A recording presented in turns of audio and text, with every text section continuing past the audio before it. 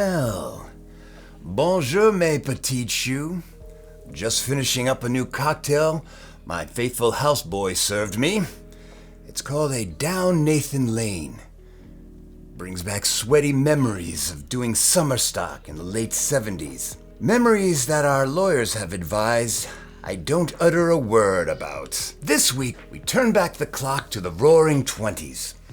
Not the 2020s full of disease and fear and financial hardship, but the 1920s, full of disease, fear, financial hardship, and silent movies. One such silent movie is the focus of this week's segment, Rent Boy from 1926, starring Slappy Goodspeed. At one point, Slappy was the top box office earner in America. In 1927, he embarked on his most daring project to date, safe word last. And during the climax, Slappy found himself hanging from the rather large phallus of a statue high up on the side of a building. But the phallus broke, and he fell to an almost certain death. Almost, because a truck full of manure just happened to be parked below Slappy. After that, he became known as Shitty Goodsplat, and the phone stopped ringing. Yes, there were phones back then, but you couldn't swipe left on them. No Tinder or Grindr. Anyway, the following silent short was one of Slappy's more popular hits, as it echoed a situation familiar to many young men like Slappy's character. Now, settle in, grab your popcorn and your poppers, and get ready for Rent Boy.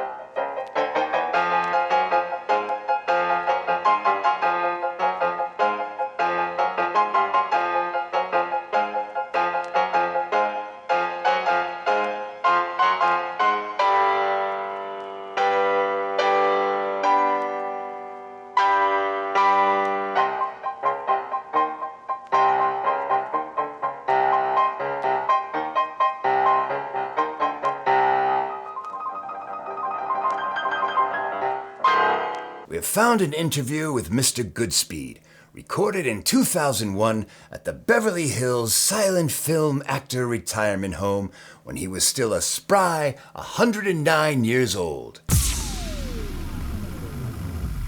And that is how I got Francis X. Bushman harder than quantum physics. I see. Well, how did you get started in the movies? Well, that is a long story. When I was growing up in the Bronx, my family was so poor they couldn't even afford to pay attention to me. That was a joke, Peaches. They couldn't afford to pay. Forget it. Anyway, when I was old enough, I got a job in vaudeville to help my family. For a penny a week, I was used as a ventriloquist dummy. I suppose that's what began my predilection to having strange men shove their hands inside of me. And that's when I caught the bug. To be in show business? No, chlamydia. Those vaudevillians were a sleazy bunch. But I loved it. So, I hocked all my parents' meager belongings and headed west. To seek my fame and fortune in motion pictures. Hollywood was a different town in those days.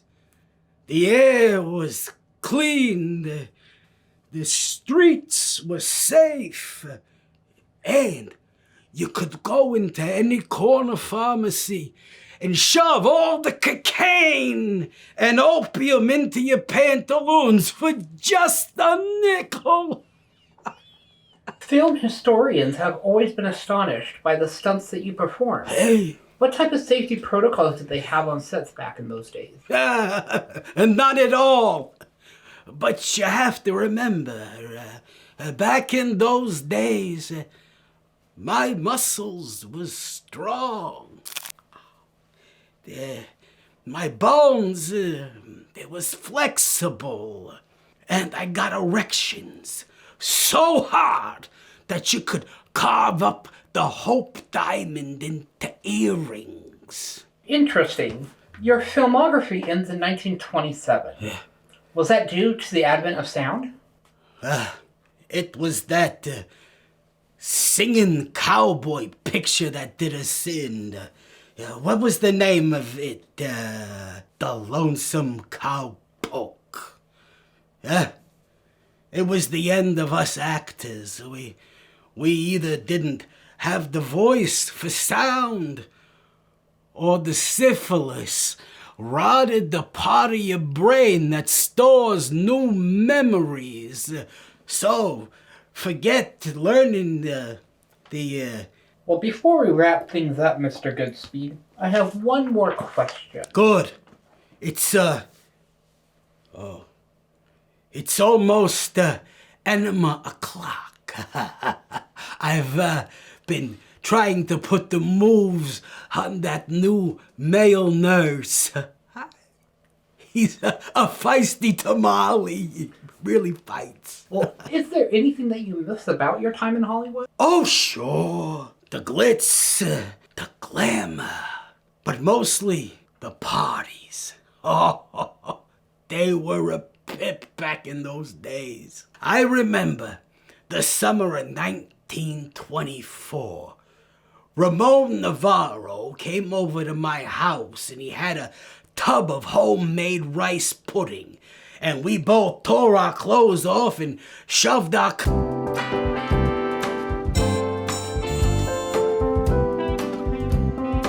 And that's how I became the president of the Screen Actors Guild. Well, that'll do it for this week. Tune in next week for an experience as concupiscent as it is priaptic. Google it. Now you take care, brush your teeth, and make sure to hit that subscribe button like it was Tab Hunter at a Roddy McDowell trunkless pool party. Until next time, stay fabulous.